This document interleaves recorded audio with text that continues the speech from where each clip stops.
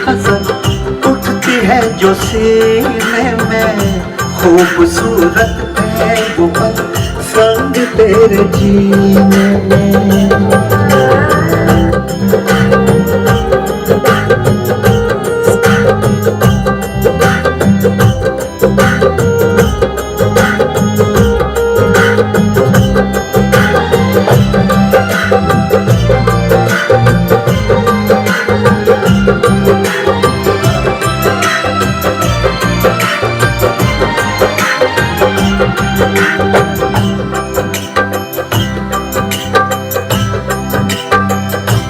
बन के साथी तू मेरा लाया नया सवेरा, रब से तेरे सिवा कुछ भी मान। साथी तू मेरा लाया नया सवेरा, रब से तेरे सिवा कुछ भी मांगा नहीं।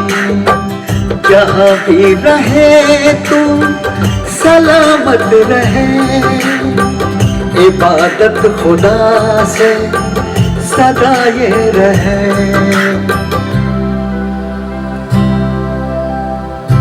तेरी यादों की कसक उठती है जो सीने में, खूबसूरत है वो पल संग तेरे जीने में।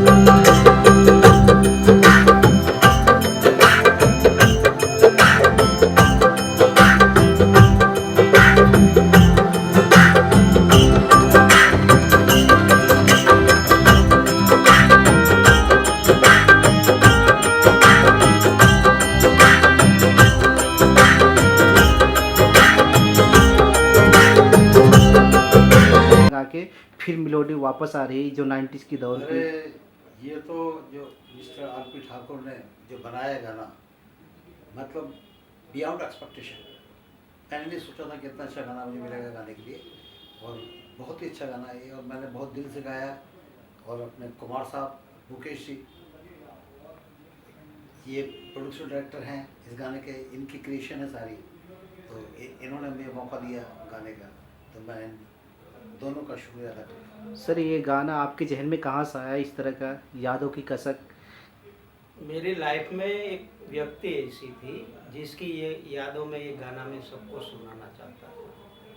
वो अभी इस दुनिया में नहीं है, इसलिए सोच रहा था कि कोई ऐसा गाना बनाओ किसी की याद में अच्छा सा गा सके।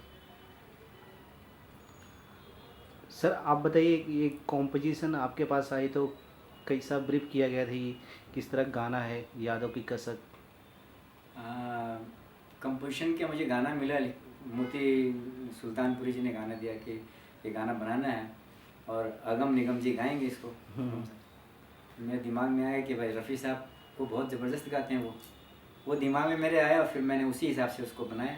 बिल्कुल परफेक्ट बना, बहुत अच्छा बना। Thank you sir, thank you. तो मैं डॉक्टर हूँ, ये लाइन में आना नहीं चाहता था, लेकिन मेरा बहुत से ऐसे पेशेंट है जो सही होने लगा, तो वो बोल रहे हैं कि आप मतलब पूरे इंडिया में आयुर्वेद के जो प्रचार कर रहे हो वो पूरे वर्ल्ड में करो, क्योंकि अभी एलोपैथिक मेडिसिन से नुकसान बहुत होता है, हार्मलेस मेडिसिन है, और आयुर्वेद से मतलब कोई नुकसान नहीं होता। तो मेरी स्टोरी ऊपर वो लोग मूवी बना रहे हैं। और सर के साथ गाना आपको कैसा लगा, मतलब कैसा एक्सपीरियंस रहा आगम जी के साथ? सबसे पहले तो मैं आगम जी को थैंक्स कहना चाहता हूँ कि उसने मेरा सॉन्ग मतलब गाया है और सबसे बढ़िया गाया है, जैसा मैंने सोचा नहीं था उनसे भी बढ़िया गाया। बेहतरीन बेहतरीन। तो बस जो डॉक्टर साहब ने बताया उसी के हिसाब से इन्होंने उसको शीशे में उतार दिया। इतने अच्छे लिरिक्स हैं, बहुत मीनिंगफुल, सोलफुल और मेलोडियस। अब मोदी जी आप बताइए कहाँ से आपके जहन में आया ये लाइन से जो यादों की कसक है लिखा आपने? इसमें जो है हमारे प्रोड्यूसर सर ने बताया, जो इसका थीम बताया, तो अक्सर इस दौर से हर इंसान गुजर चुका होता है, तो उस दौर को हम इमेजिन करते हुए हमने ये लिरिक्स तैयार किया और फिर उसके बाद आगे का सिलसिला बढ़ा के ये गाना आज रिकॉर्ड बहुत अच्छा हुआ। सर ने बहुत ही खूबसूरत तरीके से गाने को उतारा है और पब्लिक बहुत पसंद करेगी इस गाने को।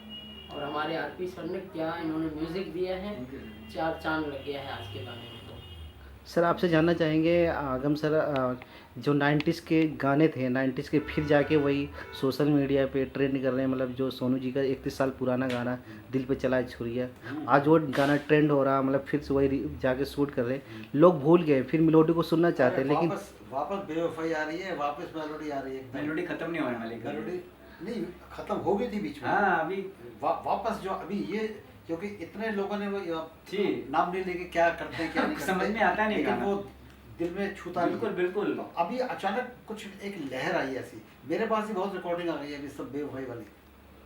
मतलब वही फिर बेवफाई जो 90s के गाने आपके सुपर डुपर हिट थे, किंग थे, मतलब फिर आने वाले वापस सोशल आ गया है। फिर आएगा वही ट्रेंड। आ गए मेरे पास हैं कुछ गाने, अच्छा अचानक ही आ गए, लेकिन ये है कि ऊपर वाले ने आवाज़ मेरी सलामत रखी है बस। और इसीलिए मैं इसको कर। और सलामत रखें बस। आपके गाने आप पे जब मतलब तक मैं देखता हूँ हमेशा कुछ न, इतने सारे सोशल मीडिया पे रील्स चलते हाँ रील्स बहुत चलते हैं, रील्स चलते हैं। मीन्स। सर आपसे जानना चाहेंगे कैसा रहा एक्सपीरियंस पूरी यूनिट के साथ काम करके? बहुत ही बढ़िया एक्सपीरियंस रहा, मतलब सभी लोग का योगदान बड़ा अच्छा है इसमें। हमारे प्रोड्यूसर साहब जो हैं मुकेश जी, बस इनकी चीज़ों को हमने समझा, इन्होंने बताया मोती जी ने, और फिर मैंने उसको बनाया, बस माता जी ने बनवा दिया प्रभु ने। कभी तक सर ये गाना शूट होने वाला है और क्या प्लान है आप लोगों का, मतलब पिक्चराइज किया जाए? वैसे तो अगस्त में शूट हो जाएगा राइट। और जी म्यूजिक में हम शायद लॉन्च करने वाले हैं। और मोती जी आप बताइए कैसा एक्सपीरियंस रहा पूरी यूनिट के साथ काम करके, और क्या प्लान है अभी इस गाने को लेके, कभी तक फ्लोर पे जाएगी? जो हमारा वर्क था, आज हमने अपनी शिद्दत जो था, हमारी जो मेहनत थी, हमने अपना कंप्लीट करते हुए आगे का प्रोसेस सर ने अभी आपको बता ही दिया है।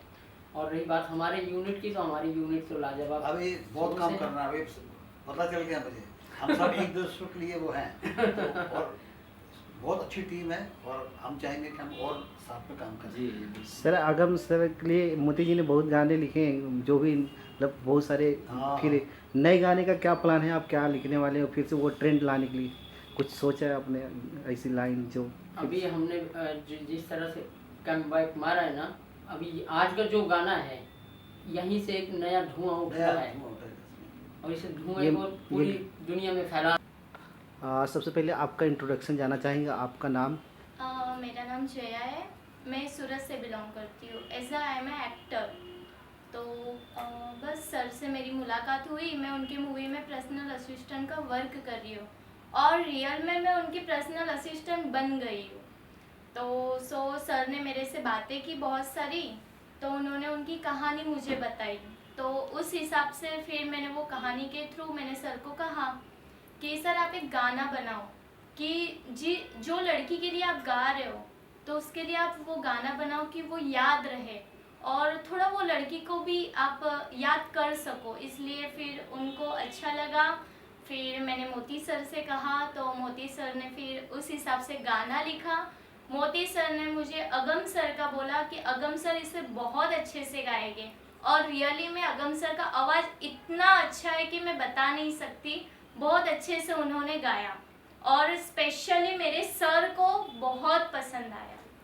सर आपसे जानना चाहेंगे गाना का डेडिकेट करेगा आपकी जो मतलब लाइफ में एक्सीडेंस हुआ, मतलब ये यादों की कसक?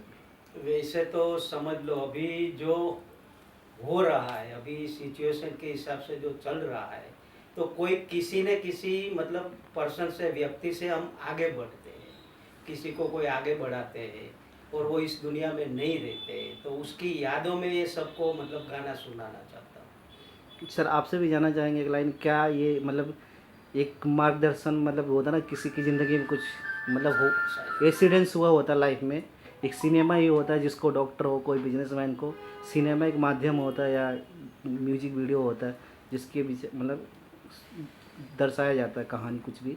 तो आपको लगता है सर कितना सही है, जो लोग नहीं आ सकते कैमरे के साथ रील नहीं बना सकते, मतलब उनको एक चाहिए बनाना चाहिए नहीं बायोपिक, मतलब जिसके अगर किसी को अपने बायोपिक बनानी है, किसी की लाइफ में एक्सीडेंट्स हुआ होता है कुछ एक्सपीरियंस अगर हुआ होगा तो अगर वो कैपेबल है तो बना सकता है और उसको बनानी चाहिए, जैसे डॉक्टर साहब ने किया। सही। अगर इनका दिल में एक टीस थी, एक Right. एक दर्द था कि मुझे अपने किसी के लिए कुछ करना है, तो ये इनकी हिम्मत है कि इन्होंने उस प्रोजेक्ट को वो किया।